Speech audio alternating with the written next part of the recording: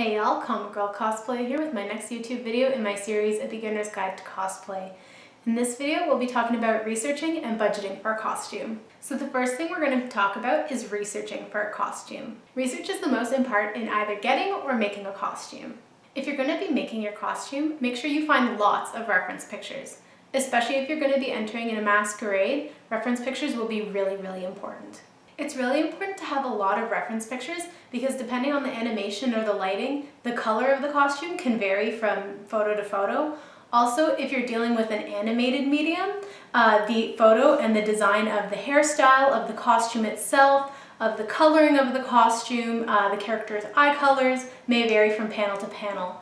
I know personally for myself this was a huge problem when I was finding reference pictures for my robe costume, so just make sure you keep at it and find as many reference photos as you possibly can. It's also really important to find reference photos from all angles as well as reference photos with different layers on and off the character.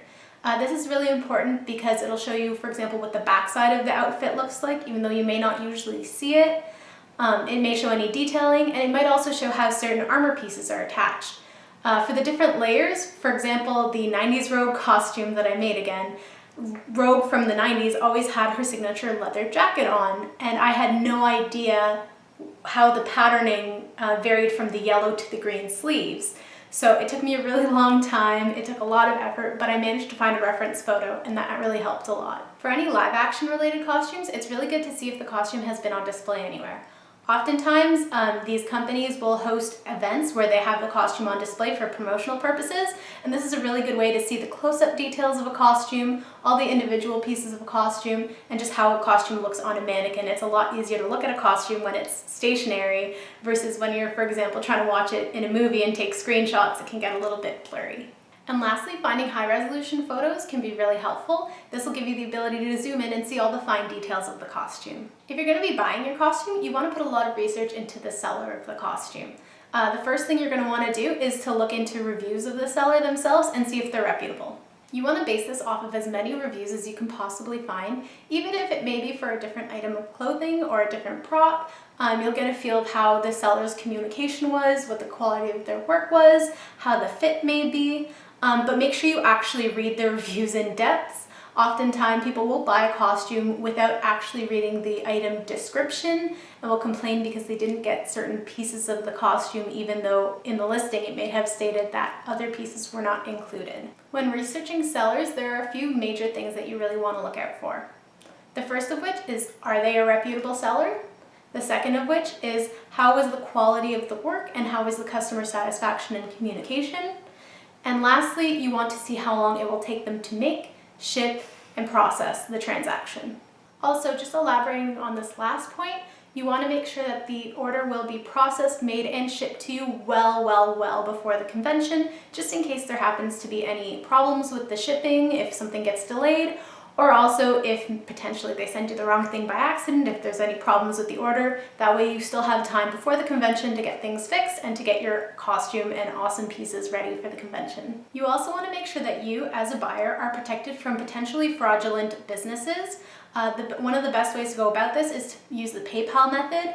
If you can pay using PayPal and if they never ship the product, then you can always request a refund or a transaction cancellation. The next thing we're going to be talking about is budgeting for your cosplay. When it comes to cosplay budgeting, Excel and the Cost Planner app will be your best friend. If you don't know where to begin, go on Excel and they have a ton of blank budgeting templates. You can even use a blank Excel spreadsheet to help, and that's the method I used to use before I got the Cost Planner app. Speaking of which, Cost Planner is a free app that helps you keep a completion and budget check on every single piece of your costume. So the first thing you're going to do when trying to budget for your costume is you're going to break apart your costume piece by piece. When doing this, you're going to want to factor in your wig, all props, every single piece of armor, each individual article of clothing you're going to be wearing, your shoes, and all accessories that you're going to be wearing. This is a stage where you're going to start thinking about how you're going to do everything, whether you're going to buy it, whether you're going to make it, or whether you're going to modify it. And if you are going to make or modify it, how you're going to go about doing that.